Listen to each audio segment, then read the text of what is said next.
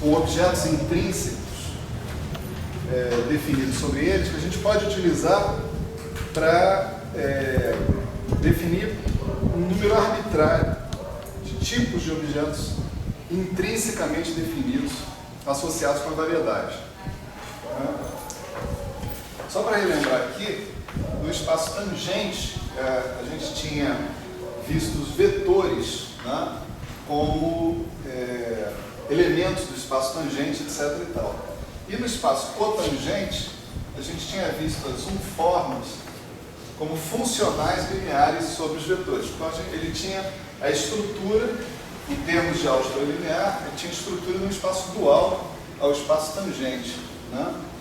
A gente procurou generalizar essa visão, né, para o espaço tangente também, né? Ou seja, se eu tivesse um vetor, eu procuraria vê-lo também como um funcional linear sobre o espaço das uniformes, tá certo? Quer dizer, isso aqui é uma visão do espaço tangente como dual do espaço original, o dual do espaço cotangente, vamos dizer assim. Se eu tomar o dual desses caras, eu tenho que ter funcionais lineares sobre as uniformes. Esses caras são essencialmente os vetores, né?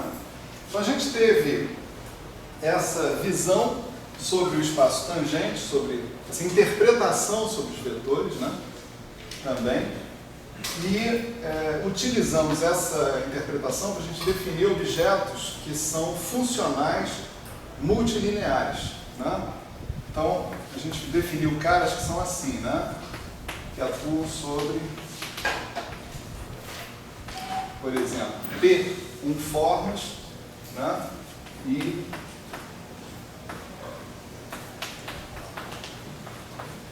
Q, talvez, vetores, né? Esses objetos, né, a gente pôde mostrar na aula passada, né, pelo menos através de um exemplo, né, que eles são elementos do espaço produto tensorial do espaço tangente pelo espaço cotangente, onde você vê o espaço tangente como o espaço dual ao espaço cotangente, tá certo?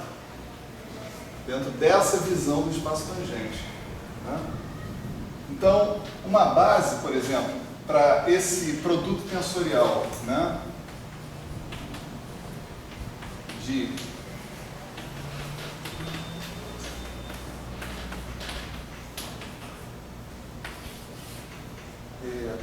P, né, espaço, aí tem uma ambiguidade chata, né? Vamos chamar de R esse cara, que é melhor assim, né? Uma base para o produto tensorial de R espaços tangentes por Q, né, espaços cotangentes,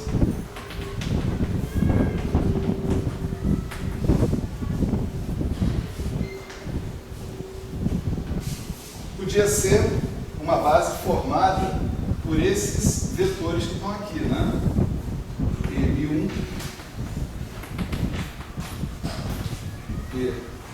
MR, né?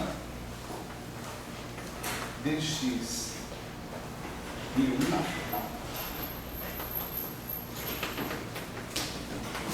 DX, MQ. Bom? Então, esse camarada que está aqui, né, esse funcional multilinear, a gente deu argumentos, né, que sugerem que ele sempre pode ser escrito em termos dessa base de aplicações lineares que estão aqui, como coeficientes arbitrários, vamos dizer assim, coeficientes que o determinam completamente. Nesse caso você tem μ1, μr, μ1, μq. Tá certo? Esse cara aqui é o que atua em ω1, ω-r, x1, xq. Né? A base da atuação desses caras sobre essas unformas, esses vetores, está, por exemplo, né, exemplificado, né, dentro disso daqui. Isso aqui, atualmente, ômega x, tá certo? A gente definir como sendo o EMI de ômega vezes o dxi de x, tá certo? O EMI de ômega, né, é o componente μ da uniforme, né, e o dxni de x vai ser a componente μ do nosso campo vetorial. Então está aqui o número exato, né, ao qual a gente vai associar, né, esse funcional bilinear, nesse exemplo. E você pode generalizar isso para essa situação que está aqui, tá certo? Quer dizer, se tem M1, MR atuando em ômega 1, ômega R, dxi1, dxik em x1, xk, isso é M1 em ômega 1, M2 em ômega 2, MR atuando em ômega R, dxi1 em x1 até dxik em xk. Tá certo? Isso tudo não números específicos. A atribuição desses números se dá de maneira linear, né? Então você tem funcionais multilineares, né, aparecendo ali, funcionando como devem funcionar, né? Esses são os tais de tensores, certo? E um comentário que a gente fez na aula passada foi de que esses tensores eles estão sempre associados a um dado ponto P da variedade, né? Então aqui nós estamos o tempo inteiro fazendo um produto tensorial, né, de espaços tangentes no ponto P, de espaços cotangentes no mesmo ponto P. Tá certo? Eu poderia fazer o espaço produto tensorial do espaço tangente no ponto P com o espaço tangente no ponto P'? Até posso, não tem por que não fazer, né? Mas vou ter que identificar com clareza que um vetor de uma das componentes desse produto tensorial associado com o espaço tangente no ponto P só pode atuar em formas que estejam também associadas com o mesmo ponto P. Tá certo? Isso é imutável, isso não tem o que fazer. Não? Eu posso exprimir um espaço tangente numa base coordenada e outro espaço tangente em outra base coordenada? Também pode. Você pode fazer isso. Só que você vai ter que exprimir isso em termos das componentes, frequentemente. E os componentes é altamente inconveniente você ficar distinguindo, ó, esse índice aqui é em relação às coordenadas tal. Esse outro índice é em relação às outras coordenadas não sei o quê, né? Então, já que não faz diferença em qual sistema de coordenadas você exprima todos no mesmo sistema de coordenadas para parar de encher o saco, né? Para não ter problema depois. Então, alguns pressupostos aqui nós vamos seguir que não são exatamente obrigatórios, mas são certamente simplificadores. O primeiro deles é que nós não vamos considerar como tensores caras associados a produtos tensoriais de espaços tangentes e cotangentes de pontos P diferentes uns dos outros. E a segunda é que nós vamos sempre imaginar que nós estamos escolhendo a mesma base para todos esses espaços tangentes e cotangentes. Tá certo? Eu tenho liberdade de escolher a base que eu quiser. Tá? Mas é muito mais conveniente escolher sempre a mesma base. Beleza. Então a gente viu que se a gente exprime essa aplicação linear aqui dessa maneira, tá certo? Então esses objetos que estão aqui, né, são obrigados a se transformar de uma forma específica, que é bem familiar para todo mundo que já ouviu falar de um tensor na vida, né? Quer dizer, num outro sistema de coordenadas, esses caras se transformam com inversas dos jacobianos para cada índice superior e jacobianos para cada índice inferior. Um para cada índice. Uma inversa de jacobiano para cada índice superior e um jacobiano para cada índice inferior. Né? Fica aquela fórmula linda de ser escrita, né? E chata, né? Também, ao mesmo tempo. Né? Daí a gente passou, deixa eu só relembrar aqui um tensor específico, que a gente definiu a partir das componentes, né? A gente definiu esse tensor aqui, P mini, a partir das suas componentes, delta mini. E a gente verificou que essa é a delta de crônica, né? 0 se μ diferente de ni, 1 se μ for igual a ni. E a gente verificou que as componentes desse tensor são as mesmas em todos os sistemas de coordenadas. Tá certo? Quer dizer, T barra mini é igual a T mini. É um caso particular. Né? Quer dizer, essa expressão, né, delta mini, tem um significado invariante. Tá certo? Dentro desse contexto que nós estamos trabalhando aqui. Um significado invariante. Quando você muda de sistema de coordenadas, no novo sistema de coordenadas, as componentes desse tensor são exatamente as mesmas. Né? Tá certo? Aí a gente falou sobre campos de tensores. Na verdade, a gente começou com campos de vetores, depois campos de uniformes e depois campos de tensores. Né? Nós imaginamos que, por exemplo, se eu aplicar um vetor a uma certa função da variedade nos reais, eu obtenho um número.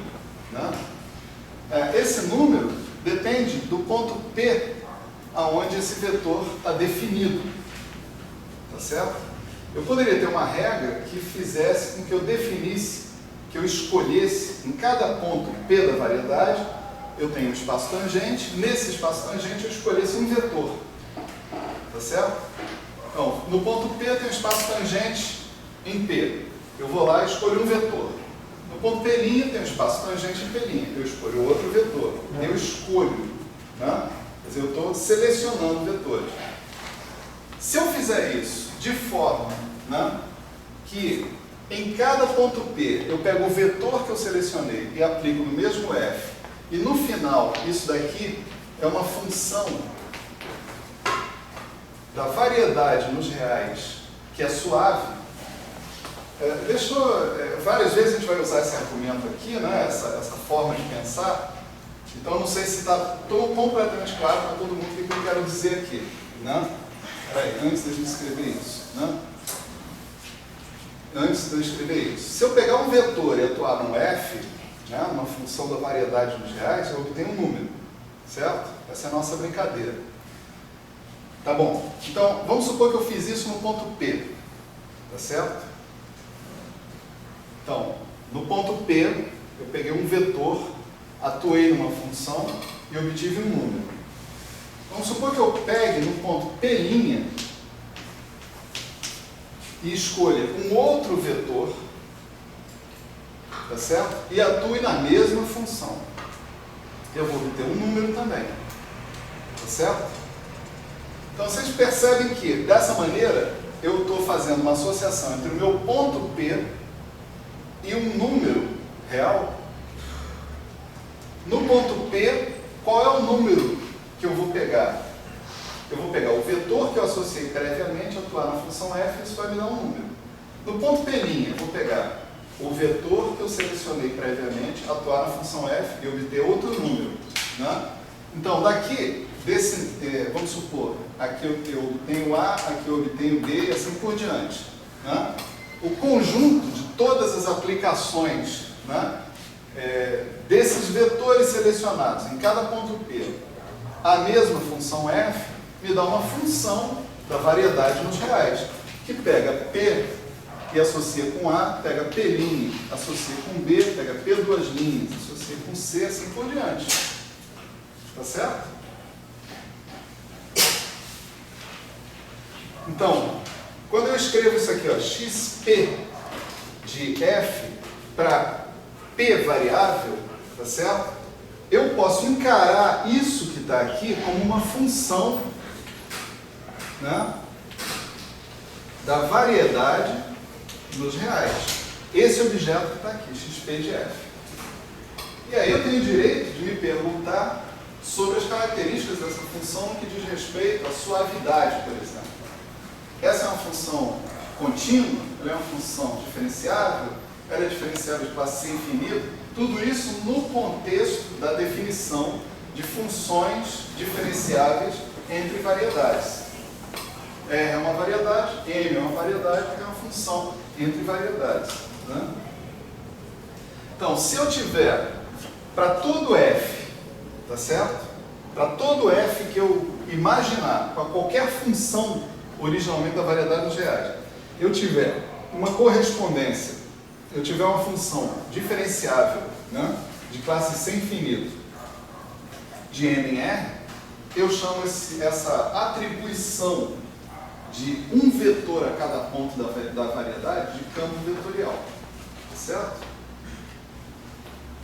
Isso aqui nos define se essa função, né, é suave,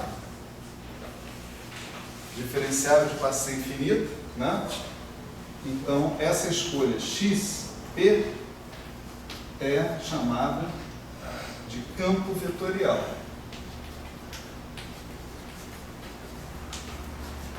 Então, sim, um campo vetorial é uma regra que dá um vetor para cada ponto da variedade. Não faz só isso, faz isso de maneira suave.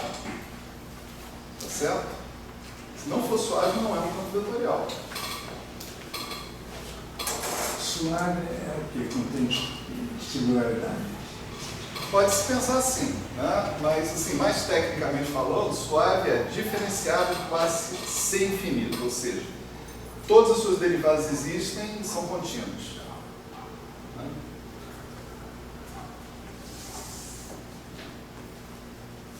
Então isso era a questão sobre os campos vetoriais, né? E aí nós evoluímos, né, para um tipo de tensor específico, né? Um habitante desse espaço produto tensorial,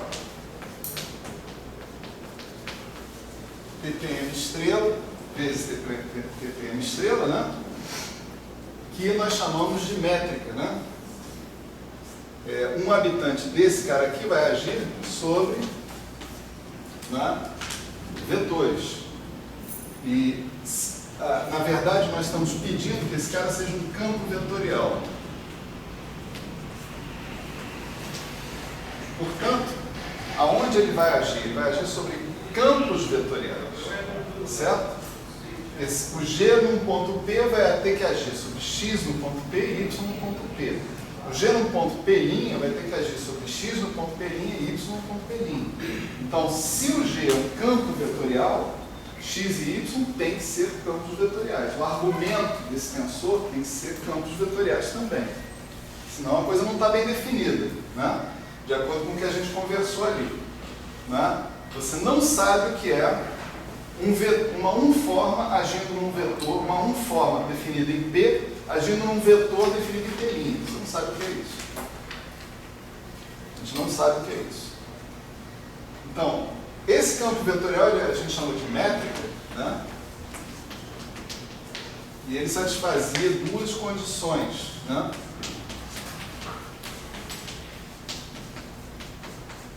Essa primeira, razoavelmente universal, né? E a segunda, g de xx é sempre maior ou igual a zero, e g de xx era só igual a zero se e somente se o próprio x fosse igual a zero. Né? Uma condição alternativa, né, que era essa ou essa, que estava aqui, né, é que você dizia o seguinte: suponha que g de xy, né, era igual a zero para todo x pertencente para todo campo vetorial, então y tem que ser igual a zero, certo? B ou B'. Né? Então, esse é um campo vetorial específico, né, que a gente está colocando aí. E essas duas condições sobre esse campo vetorial, claramente são condições que podem ser impostas independente do sistema de coordenadas. Certo? Ninguém falou em coordenatização nenhuma, nem aqui, nem aqui, nem aqui. Tá certo? Tudo isso é descrição intrínseca, né, desse campo tensorial que está aparecendo aí. Um campo tensorial do tipo 0,2, né? Tá certo? Aqui você tem um tensor em geral do tipo RQ, né?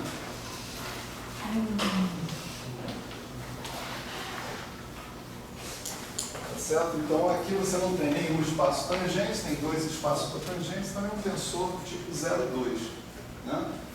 E essas condições estão impostas de maneira intrínseca. Agora, se você escolher um determinado sistema de coordenadas, né, para exprimir o seu tensor métrico, né, uma métrica, como é que seria esse tensor nesse sistema de coordenadas? Né? Ele seria uma combinação linear da base do produto tensorial de dois espaços cotangentes. Né? Qual é a base desse espaço produto tensorial? É o produto tensorial, né, das bases de cada um dos espaços, porque é assim que a gente monta as bases de espaço produto tensorial. Né? É uma combinação linear, então os coeficientes dessa combinação linear a gente chama de G', certo? Em geral. Como eu disse há umas 2 ou 3 aulas atrás, né, a posição dos índices ela é bastante importante. Né? Você pode optar por ignorar a posição dos índices, se for da sua vontade. Mas você vai estar perdendo informação. Né?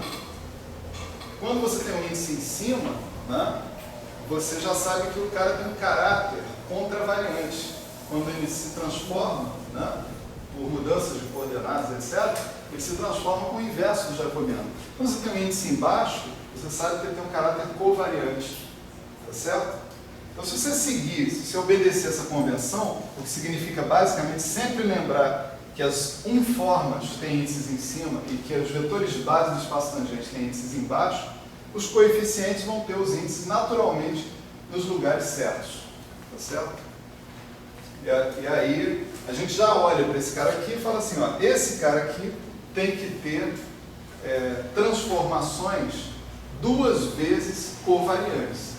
Você tem que transformar com 2 jacobianos da sua transformação. Né? Bom, essas 2 condições, elas implicam, né, que esse conjunto de coeficientes forma uma matriz simétrica. Tá certo?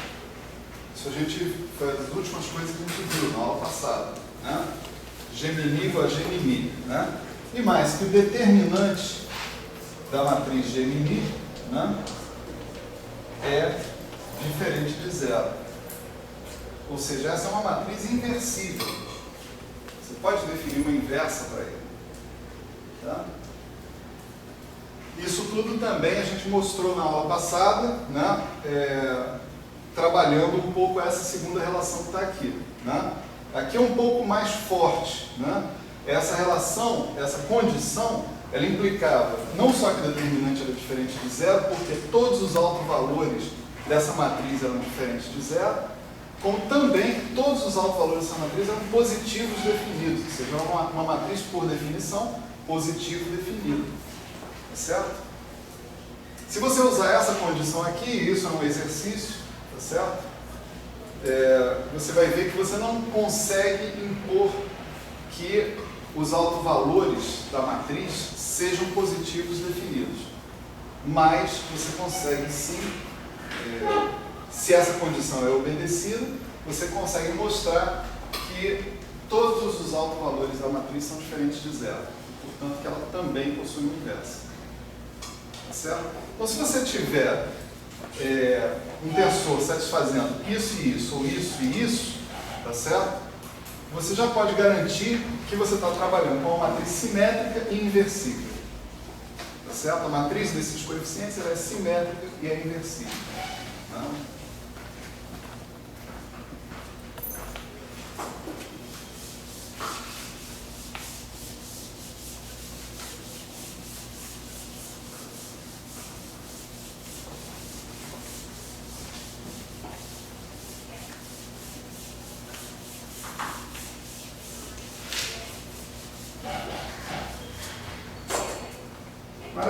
Se ela é inversível, vamos inverter, né? A matriz, não é isso? Então eu posso não saber exatamente quais são os coeficientes exatos dessa matriz, né? Mas eu posso sim supor que ela existe. Se ela existe, ela vai satisfazer essa regra que está aqui, ó. G alfa, né? G alfa ni igual delta ni. Essa aqui é a nossa matriz original, né? Que a gente tirou da caracterização da nossa, do nosso tensor de rank 02, tipo 02, o G', né? Esse cara aqui eu estou grafando com os índices para cima, né?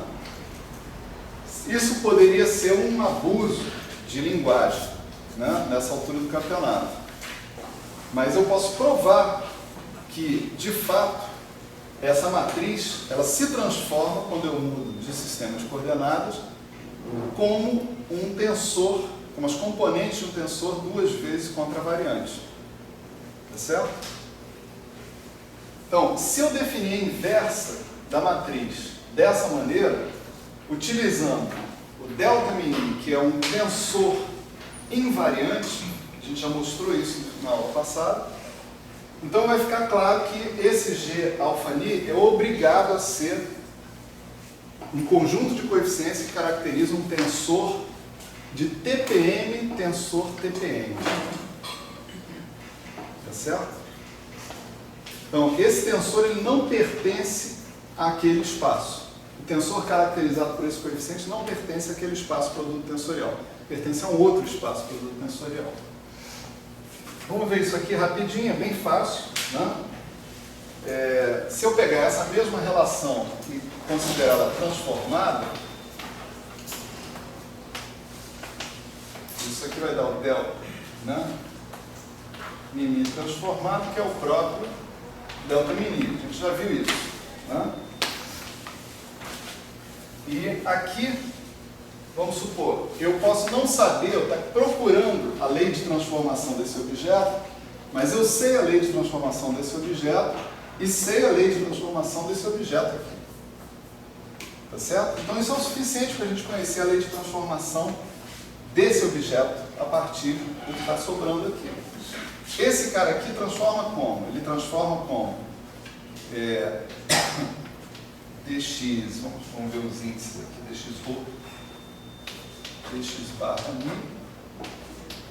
dx sigma, dx barra alfa, olha só, dois jacobianos, tá certo? dx, dx barra, o que é o inverso do jacobiano vai ser dx barra dx, certo? E aqui eu tenho g rho sigma, isso é a lei de transformação desse pedaço aqui da coisa, vezes g bar alfa ni, né? E isso me dá delta mini, né? Agora eu posso pegar essa equação que está aqui, né? E multiplicar, aproveitando que eu tenho índices livres em cada uma dessas matrizes, eu posso multiplicar pelas inversas dessas matrizes, para tirar esses caras da jogada. Então eu posso multiplicar aqui por dx barra mi, dx, deixa eu ver aqui, esgotar o alfabeto grego, né? Gama, dx barra alfa, peraí, alfa não pode, em si, não, isso aqui também não pode.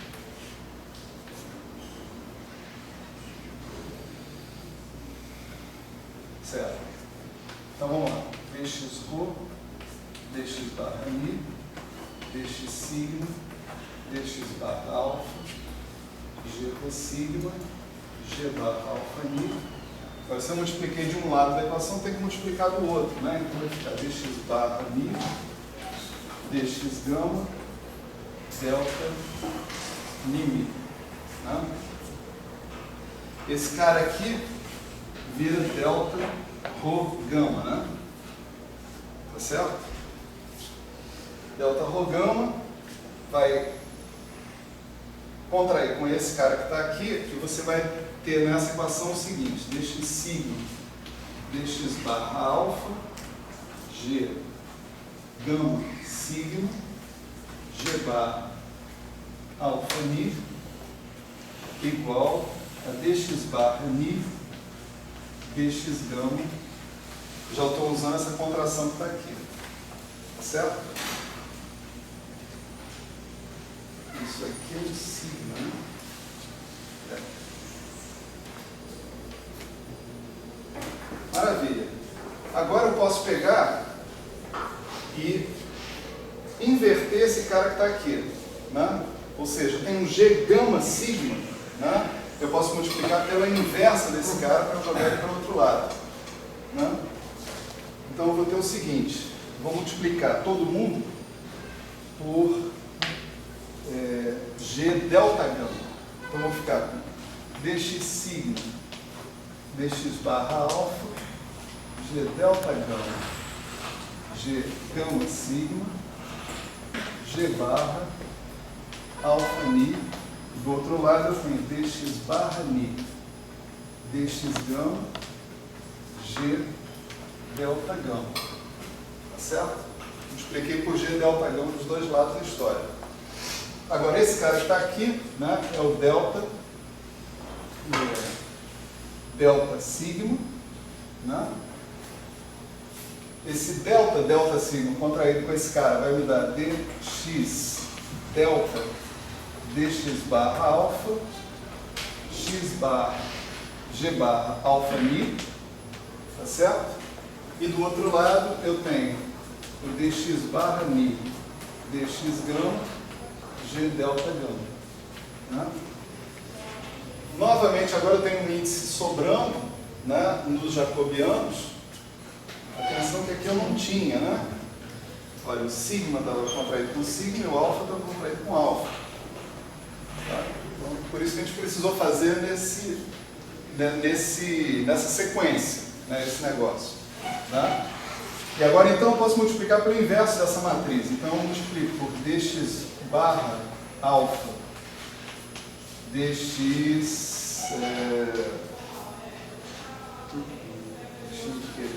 epsilon,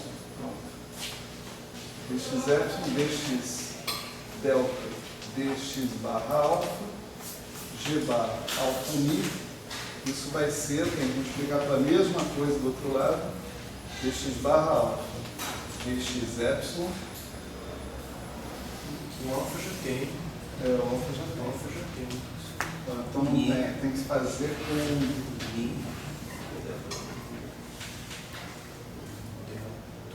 o alfa que não posso, tem que ser com delta, desculpa. Tem que ser delta aqui e tem que ser epsilon aqui. Então está certo. Epsilon, delta, está certo. Opa, isso aí. Aí dx barra ni, dx gama, g delta gama. Certo? O erro que eu cometi é que eu multipliquei por um cara com alfa, só que alfa já estava somando aqui, não podia, né? Agora aqui eu tenho dx delta, isso fica dx barra epsilon, dx barra alfa, isso aqui é um delta epsilon alfa, tá certo? Aqui eu não posso fazer mais nada, então o resultado final é g barra epsilon ni é igual a dx barra epsilon, dx delta, dx barra ni, dx gama, g delta gama, certo? Portanto, isso diz como é que o cara com um índice superior, que eu defini aqui, né, nessa equação, solicitando que ele seja a inversa do G, tá certo? Esse cara, portanto, né, se esse aqui é o meu tensor invariante, esse é o delta mini, né, e esse cara são as componentes da métrica, essa sequência de passos, que não passa de multiplicar pela matriz inversa, né, o tempo todo do outro lado, índices à parte, né, a conta é uma conta bastante simples, sair multiplicando pela matriz inversa o tempo todo. Então, explorando isso, multiplicar com a matriz inversa o tempo todo, a gente consegue isolar como é que o cara com dois índices em cima se transforma de um referencial para o outro. De um sistema de coordenadas para outro sistema de coordenadas. Né? Ele se transforma dessa maneira. E de que maneira é isso? Exatamente como as componentes de um tensor duas vezes contra a variante. Tá certo? Então, está bem claro, né? Por que essa equação aqui funciona e por que essa equação tem significado intrínseco. Né? Ela tem significado intrínseco porque esse objeto que está aqui pode ser visto como definindo um tensor duas vezes contra a variante. Que tensor é esse? Né? É o tensor inverso ao tensor métrico, que você pode chamar de G menos 1, que ele vai ser G mini Eli. Então, esse aqui é um habitante, né, do produto tensorial de dois espaços tangentes. Tá certo?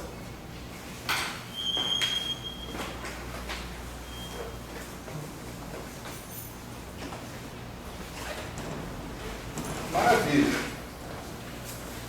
Quando a gente tem uma métrica, né, então, a existência desse campo tensorial do tipo 0,2 me leva à existência de um campo tensorial do tipo 2,0. Né? Esse é um cara do tipo 2,0. Né? E a grande jogada aí é que eu tenho uma maneira, eu tenho um mapa para passar do espaço tangente para o espaço cotangente e vice-versa. E voltar. Tá certo? É isso que uma métrica faz. Primariamente, ela liga o espaço tangente com o espaço cotangente. Vocês querem ver como? Trivial. Né? Olha só.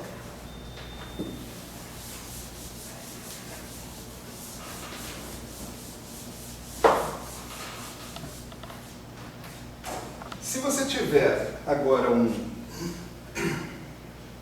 vetor x, certo? Você pode caracterizar o seu vetor completamente a partir das componentes dele, né? Vamos chamar de xi, essas componentes. Elas são contravariantes, não é isso? Eu sei como é que essas componentes se transformam quando eu mudo de coordenatização. Né? Legal. E se eu definir agora um cara dessa forma?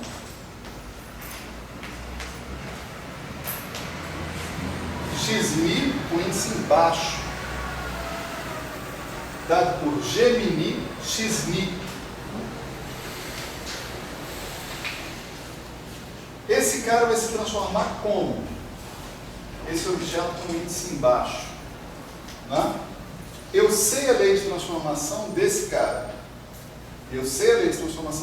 Então, essa é uma pergunta que eu posso responder objetivamente. Né?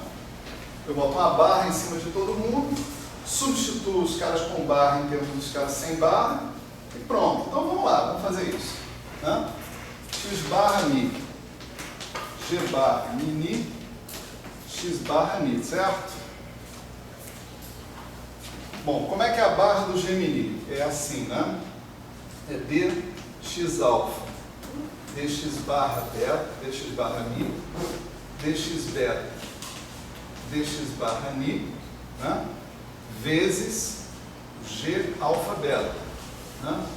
Como é que é a barra do xni? Ele é assim, é dx barra ni, dx gama, x gama. Né?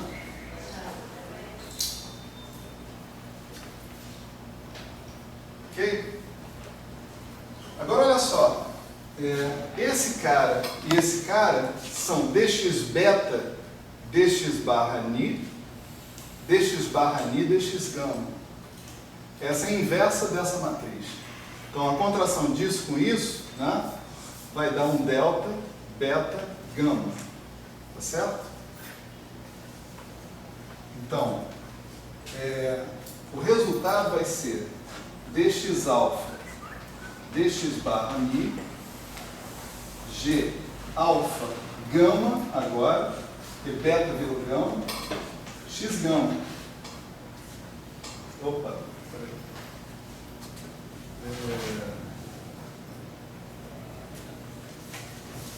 10 mil. Eu acho que eu estou...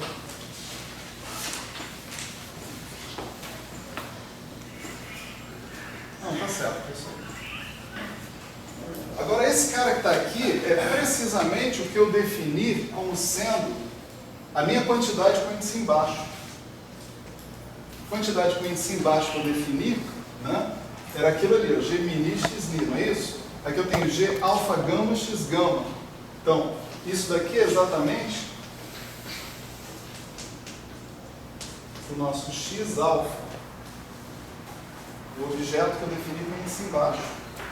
Então, esse objeto que eu defini com índice embaixo se transforma como uma coisa com índice embaixo deveria se transformar, com o jacobiano da transformação.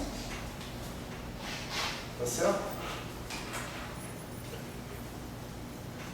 Então, se eu definir um cara com índice embaixo usando a métrica, o que eu estou definindo, na verdade, é uma componente de uma forma.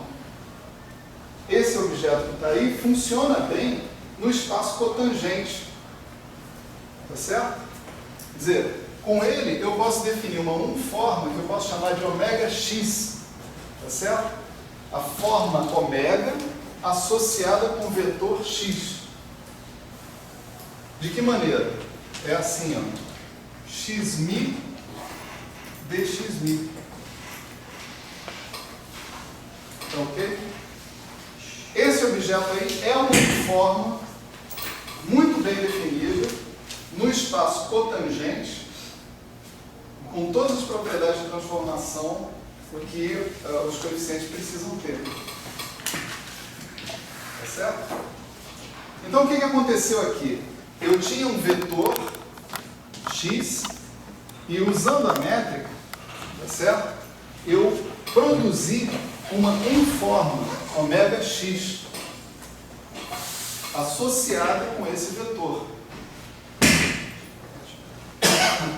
Uma notação conveniente foi usar o mesmo símbolo do vetor x, só que com o índice abaixado, para denotar a minha forma associada com esse vetor x.